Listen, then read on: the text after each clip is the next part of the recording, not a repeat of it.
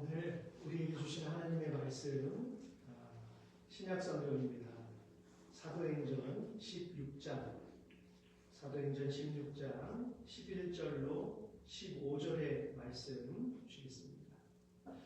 우리가 드로아에서 배로 떠나 사모드라게로 직행하여 이튿날 네아폴리로 가고 거기서 빌립보에 이르니 마게도냐 왕이 석방으로 너가 나의 신문지라 이 땅에서 수일을 모아다가 안식일에 우리가 기도할 곳이 있을까 하여 문 밖 강가에 나가 거기 앉아서 모인 여자들에게 말하는데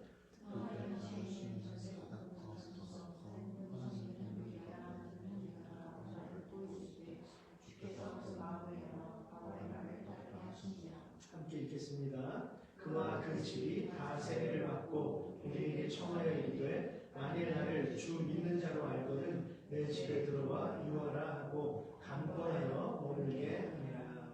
아멘. 생명의 말씀입니다.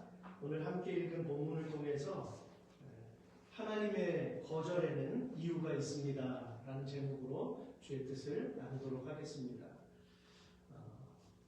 제가 존경했던 중학생 시절 담임 선생님 한 분이 계십니다. 키가 자그마셨고 그분은 상업 과목을 가르치셨던 분이에요.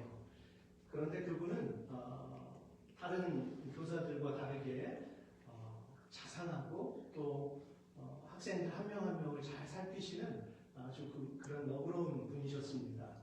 어느 날 제가 운동장에서 놀다가 다리가 부러졌어요. 근데 다리가 부러져서 제가 양호실에 누워가지고 고통 중에 있는데 그분이 그 이야기를 듣고 달려와서 저를 들쳐 업고서 병원까지 뜁니다. 키도 자그마세요. 근데 저를 들쳐 업고서 병원까지 계속 멀어요. 지금 생각해보면. 그 거리를 뛰어가서 의사에게 또 이야기하고 같이 이 뼈를 맞출 때도 같이 계셨고 또 저희 가정이 좀 여의치 않았는데 저희 집에 또 찾아오셔서 어머니를 위로해 주시고 하셨던 그 선생님의 모습이 아직도 기억이 납니다. 요즘 한국인들의 정서로서는 뭐 교사로서 당연히 해야 될 거 아니야? 뭐 이렇게 쉽게 말할 수 있겠지만 그분의 삶을 제가 곁에서 지켜본 바로는 그분은 정말 존경스러운 그 자체였습니다. 하지만 요즘 한국에서 교사와 학부모 간의 갈등이 이슈가 되는 것을 볼 수 있는데요. 계절이 바뀌면 당연히 가야 되는 이런 필드립도 중지시키고 또 운동장에서는 어린이들이 뛰어노는 것까지 하지 못하게 한다고 해요. 교사들이. 근데 그 이유인즉 그렇게 하다가 조금이라도 넘어져서 학부모들의 자녀들이 피라도 조금 나고 다치기라도 하면 항의가 빗발치듯이 온대요. 그리고 심지어는 학교까지 찾아와가지고 멱살을 잡고 폭행을 하기도 하고 또 고소를 한답니다. 여러분 저희들이 공부했을 때는 상상도 못했던 일이 지금 막 벌어지는 거예요. 교사는 당연히 존경을 받아야 될 그런 위치에 있는 분이고 아이들을 훈육하는 게 당연한 거죠. 그런데 교사가 아이들을 훈육하지 못하는 그런 현실이 되어버렸다라고 하는 것입니다. 부모들의 과잉 보호 때문에 이 자녀들이 무엇이 옳고 그른지에 대한 분별력을 배우지 못하고 있어요. 그러니까 이 청소년이나 청년 시기가 되면 어떻게 됩니까? 폭행을 쉽게 하고 폐륜 범죄를 저지르는 그러한 현상들이 이미 한국 사회에는 드러나고 있다라고 하는 것이죠. 여러분 그렇게 자란 사람들이 조금이라도 상실감을 겪게 되거나 거절감을 느끼게 될 때 어떻게 됩니까? 그걸 참지 못합니다. 오늘 우리 그리스도인들이 하나님께서 부르셨는데 우리도 똑같은 삶을 살아가지만 하나님께서 때로 저와 여러분들을 거절하실 때가 있습니다. 그리고 또한 성도와 성도 간의 교제를 나눌 때에도 거절을 당할 때도 있는 것 당연한 것이죠. 오늘 성경에서는 어떻게 말씀하실까요? 잠언 22장 6절에서 마땅히 행할 길을 아이에게 가르치라. 그리하면 늙어도 그것을 떠나지 아니하리라. 마땅히 행할 길을 가르쳐야 된다라고 말씀하세요. 에베소서 6장 4절에서는 또 아비들아 너희 자녀를 노엽게 하지 말고 오직 주의 교훈과 훈계로 양육하라 라고 말씀하십니다. 또한 히브리서 12장 11절에서는 이렇게 권면하세요. 무릇 징계가 당시에는 즐거워 보이지 않고 슬퍼 보이나 후에 그로 말미암아 연단받은 자들은 의와 평강의 열매를 맺느니라. 아멘. 어느 날 저희 어머니한테 교회에서 제가 굉장히 심하게 맞았습니다. 그 이유인즉 제가 그때 초등학생이었는데요. 그 당시에는 장난감을 쉽게 살 수는 없었잖아요. 그죠? 아이들에게 용돈이 넉넉한 것도 아니고. 근데 어느 날 제가 심부름으로 문방구에 갔다가 문방구에서 이 어린아이가 집을 수 있는 자그마한 총이 눈에 보였어요. 제가 그걸 슬쩍 집어넣은 겁니다. 그리고서 그걸 집어넣고서 이제 교회로 왔어요. 왜냐하면 그날 어머니가 순번이 되어서 교회를 청소하는 날이었거든요. 근데 어머니가 저 조그만 아이가 뒤에서 돌아서가지고 뭘 꼼지락꼼지락 거리는 걸 본 거예요. 너 그거 뭐야?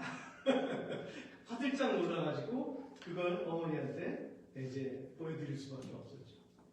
난리가 났습니다. 빗자루로 다리를 그냥 요즘에 상상 못하겠죠? 예전에 그렇게 컸어요. 그렇게 맞았습니다. 맞고서 그때 어머니에게 훈계를 들었습니다. 하나님 앞에서 무엇이 옳고 그른지에 대한 눈물 나도록 제가 그걸 들었어요. 그리고 나서 가서 그대로 돌려주라고. 이게 얼마나 힘들었겠습니까? 그런데 그것을 다시 가서 문방구 아저씨한테 다시 돌려주었던 그런 기억이 있어요. 근데 만약에 이것을 그냥 넘어갔으면 어떻게 될까요? 요즘 부모들은 그러더라고요. 그냥 넘어가더라고요. 아이가 무엇을 좀 잘못하면 아이고 내 새끼 그리고 그냥 그걸 과잉보호하는 것을 볼 수가 있습니다. 아이니까 그럴 수 있지. 아니요. 아이 때 그것을 잘 가르쳐야 그것이 평생 그 사람의 가치관이 되거든요. 저도 그래서 제 아이를 키울 때 분명히 그렇게 했습니다. 그래서 무엇이 옳고 그른지에 대한 그것에 대해서는 정확하게 용납되지 않는 그러한 삶을 저희가 살아가게 되었던 것이죠. 여러분 그렇습니다. 무릇 징계가 당시에는 즐거워 보이지 않고 슬퍼 보이나 후에는 이것이 그래서 이렇게 하나님께서 말씀하셨구나 라고 하는 것을 깨닫게 되는 날이 온다라고 하는 것이죠. 이 말씀들 가운데에서 드러나지는 않지만 느껴지는 공통적인 아버지의 마음 한 가지가 있습니다. 그것이 무엇이죠? 사랑입니다. 아버지께서 아들 예수 그리스도를 사랑하셨듯이 그 예수 그리스도의 사랑을 제자들이 그대로 본받았고요. 제자들도 그들이 죽기까지 그 사랑을 전하기 위해서 몸부림을 쳤습니다. 성도 여러분, 특별히 우리 그리스도인들이 믿음을 가지고 살아가는 삶에는 자신이 쉽게 이해되는 상황도 있지만 때로는 아픔과 인내를 견뎌야만 하는 시간이 찾아오고 또 찾아온 분도 있을 것입니다. 그리고 하나님께서 보시기에 합당하지 않으면 거절하실 때가 자주 있어요. 그러나 거절하신다는 것은 어떤 의미일까요? 모세를 보겠습니다.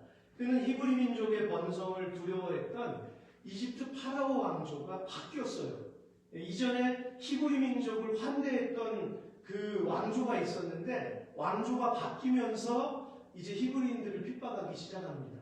그리고 그들이 너무나 번성을 왕성하게 하니까 남자아이들이 나면은 나일강에 던져서 죽이라고 그렇게 명령을 했죠.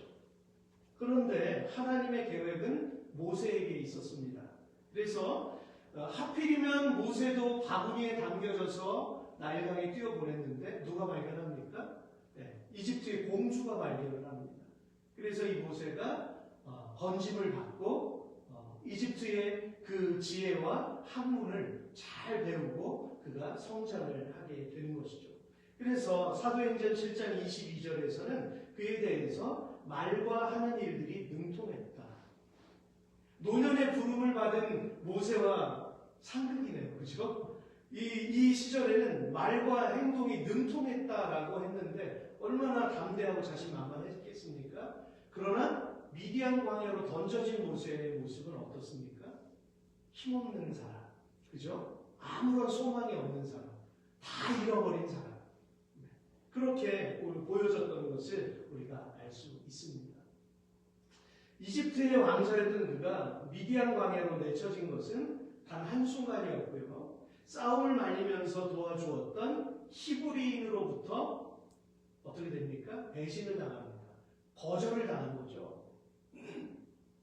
그 같은 히브리인이 누가 너를 우리의 재판관으로 삼았느냐? 내가 이집트 사람을 죽인 것처럼 나도 죽이려느냐? 라고 오히려 이 문제를 크게 벌려버려서 그 비밀이 탄로나게 되고 그리고 도망자 신세가 되고 말았습니다. 참 이상하잖아요. 왕자인데 이집트인 한 명 죽였다고? 뭐 이렇게 그게 큰 대수일까요?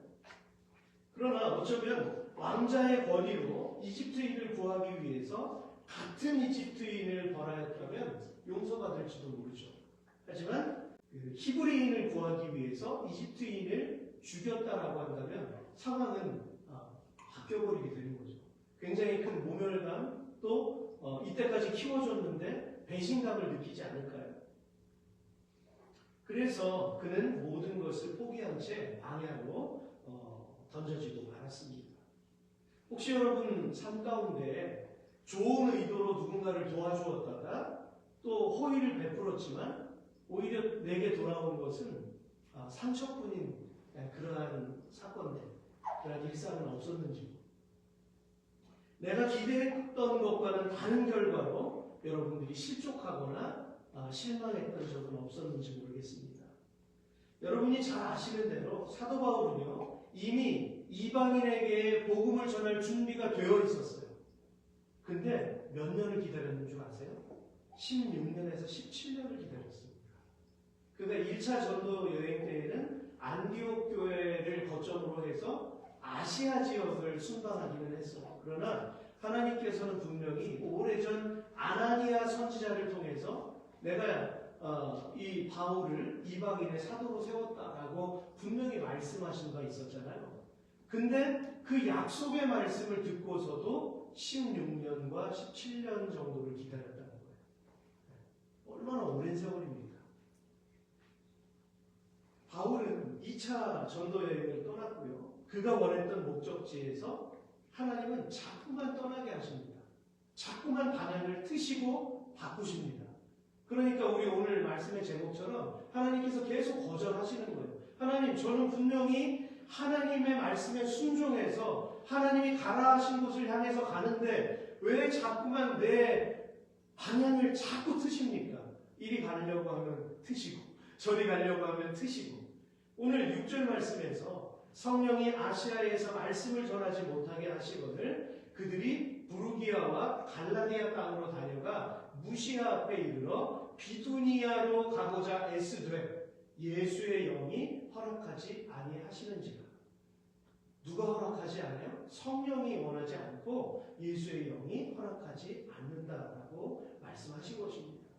그런데요, 이 거리를 추산해 보니까 약 150km에서 200km 정도나 되었기 때문에 그 당시에 도보로 이것을 여행한다는 것은 굉장히 힘든 과정이었어요. 몇 개월이 걸릴지 모르는, 그리고 산적을 만날 수도 있고 맹수의 공격을 받을 수도 있는 그러한 때였습니다. 그러나 그 과정을 하나님께서는 계속 바라보시고 이끄셨다라고 하는 것이죠. 이 사람이 무시아를 지나 드로아라는 곳으로 내려갔는데요. 그날 밤에 환상을 보여주세요. 9절을 보겠습니다. 마게도냐로 건너와서 우리를 도우라 라고 이야기하는 한 마게도니아인의 환상을 봅니다. 여러분, 하나님께서는요 반드시 당신의 뜻대로 인도하시는 줄로 믿습니다. 저와 여러분들이 오늘 아까 찬양했잖아요. 나를 부르신 것도 뭐라고요? 하나님의 은혜고 하나님의 인도하심이다라고 하는 것이죠. 저와 제 아내가 교회를 개척하려는 마음을 품었던 것이 개척을 위해 모이기 5년 전이었어요. 5년 전에 하나님 앞에 작정을 하고 저희 두 부부가 계속 매일매일 기도하며 예배했습니다. 그런데 하나님은 응답을 하지 않으시는 거예요. 응답을 하지 않으시고 인내하게 하십니다. 그리고 전혀 예상하지 못했던 방향으로 바꾸시고 연장을 시키셨습니다. 저희가 기도할 때 전제했던 것 한 가지가 있어요. 그게 뭐냐면 하나님, 저희가 무언가를 마련하고 누군가를 찾아가서 만나고 그래서 하나님의 교회를 위해 준비하게 해주십시오 라고 기도했던 것이 아니었고요. 하나님, 만나게 해주시는 것도 하나님이고 이끄시는 것도 하나님이시니까 하나님께서 하나님의 방법대로 인도해 주세요. 저희는 그냥 하는 것이 기도뿐이었습니다. 근데 하나님께서 방향을 바꾸시고 거절하시고 트셔서 여러분들 아시는 대로 다른 사역지에서 사역을 감당하게 하셨습니다. 그러나 그곳에서 하나씩 하나씩 상황을 마주하면서 계절이 바뀌면서 계속 하나님께서 왜 이곳에 부르셨는지를 깨닫게 해주셨습니다. 그리고 비로소 하나님의 때가 되었을 때 하나님께서 한 사람 한 사람 만나게 해주시고 기도하게 해주시고 또 여러분들이 오늘 이 자리에 서 계신 것처럼 그 뒤에는 여러분들도 과정을 잘 아실 거예요. 우리가 순간순간을 함께 기도했을 때 하나님께서 어떻게 인도하시고 보여주셨는지를 우리가 함께 경험하게 되었습니다. 여러분, 하나님의 그 기쁘신 뜻이 있다는 거예요. 저는 그럼에도 불구하고 가끔씩 이렇게 아쉬운 생각을 합니다. 하나님, 조금 더 젊었을 때 시작했으면 안 됐을까요? 근데 제가 이제 이전 교회에서 금요기도회 때 설교하던 장면이 떠올랐어요. 그때 제가 이런 고백을 했던 적이 있습니다. 이런 선포를 했었습니다. 하나님은 우리에게 힘 빼기를 원하십니다. 내가 가진 재능, 내가 가진 지혜, 내가 조금이라도 의지할 수 있는 것을 다 내려놓게 하시고 힘을 빼게 하신 다음에 그제서야 비로소 하나님께서 움직이십니다. 제가 그런 메시지를 전했을 때가 있었거든요. 여러분, 오늘 모세를 보세요. 모세가 정말 왕성했던 40대에는 하나님께서 쓰시지를 않았잖아요. 그죠? 얼마나 재능이 뛰어났습니까? 알고 있는 것, 그가 가지고 있는 권력, 힘, 그런 걸 통해서 히브리인을 구할 수 있잖아요. 뭐 군대를 일으킬 수도 있고요. 근데 하나님의 방법은 그게 아니었고 온전히 하나님께서 구름 기둥과 불 기둥으로 인도하시기를 원하셨던 것이죠. 오늘 본문 10절을 함께 읽겠습니다. 10절입니다. 시작. 바울이 그 환상을 보았을 때 우리가 곧 마게도냐로 떠나기를 힘쓰니 이는 하나님이 저 사람들에게 복음을 전하라고 우리를 부르신 줄로 인정함이로라. 아멘. 강권하심으로 하나님의 음성을 듣고 나서야, 이전에는 드로아까지 오는 그 과정은요, 하나님의 계획이 없었잖아요. 그죠? 자기가 계획하고 계속 틀고 계속 왔잖아요. 그러나 하나님께서 원하시는 순간은 하나님이 분명하게 말씀을 해주셨다라고 하는 것입니다. 성도 여러분, 하나님께서 주시는 말씀의 확신은요, 평생토록 흔들리지 않습니다. 바울은 드로아에서 사모드라게와 네아폴리를 거쳐서 원래 목적지였던 빌립보에 입성하게 됩니다. 한번 따라해 주시겠습니까? 하나님의 거절에는 이유가 있습니다. 여러분들 각자의 삶에도 하나님이 거절하실 때가 많으실 텐데요. 다 이유가 있습니다. 그래서 하나님, 제가 왜 하나님께서 거절하시는지 그 이유를 깨닫게 해 주십시오. 알게 해 주시고 하나님 끝까지 붙들 수 있도록 함께하여 주옵소서. 여러분, 이렇게 기도해야 할 것입니다. 하나님께서 거절하신 것이 바울에게는요, 가장 안전한 길이었던 거예요. 드디어 유럽의 첫 관문이었던 빌립보 지역에 도착했습니다. 그러니 바울이 얼마나 기대에 부풀었을까요? 야, 이제 하나님께서 계속 대로를 여시겠구나. 그리고 기대감을 가지고 이제 임했을 것입니다. 오늘 본문을 통해 보시면 그는 기도할 곳을 찾아서 강가로 나갔어요. 궁금하실 것입니다. 사도행전을 읽다 보면 바울이 가는 곳마다 회당을 찾았거든요. 쉬나고게라고 불리웠던 그 유대인들의 회당을 찾아서 거기서 말씀을 읽고 선포하고 가르치기 시작했습니다. 그러나 웬일인지 빌립보에서는 강가로 나갔어요. 근데 여러분, 그 이유는요, 이곳에는 회당이 없었기 때문이에요. 유대인들의 회당은 남성 10인이 있었을 때 회당을 지을 수가 있었고 회당을 거처 삼아서 모일 수가 있었습니다. 그러니까 지금 이곳은 하나님을 예배하는 히브리인들이 없다는 얘기죠. 그죠? 그러니까 강가로 기도하러 나아갔던 것이죠. 지금의 안기테스라고 하는 그런 강입니다. 유대인들의 습관을 쫓아서 그곳에서 정결하게 손을 씻고 또 주위를 둘러보니까 그곳에 모여있는 여인들이 있었어요. 이 사도 바울이 복음을 전했죠.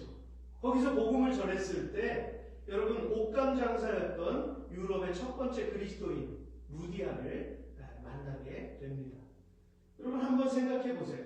하나님께서 분명 이방인의 사도로 부르셨는데 유럽의 첫 번째 선교지에서 회당 안으로 들어갔다고 상상해 보십시오. 유대인들을 만났을 거 아니에요. 그죠? 그리고 유대인들에게 복음을 전했을 것입니다. 그러나 하나님은 여기서는 방법을 바꾸셔서 온전히 이방인에게 복음을 전할 수 있도록 회당을 찾지 못하게 하시고 이방인들에게 다이렉트로 하나님의 감동으로 그들에게 복음을 전하게 하셨다라는 것이죠. 분명히 바울은 강가에 모여있던 여자들에게 복음을 전했는데요. 그 여러 명의 여자들 가운데 루디아의 귀를 여시고 루디아의 눈을 여셨다라고 하는 것이죠. 오늘 말씀을 보니까요. 주께서 그 마음을 열어 바울의 말을 따르게 하셨기 때문인데요. 과연 바울의 언변이 능해서였을까요? 바울의 화술이 좋아서였을까요?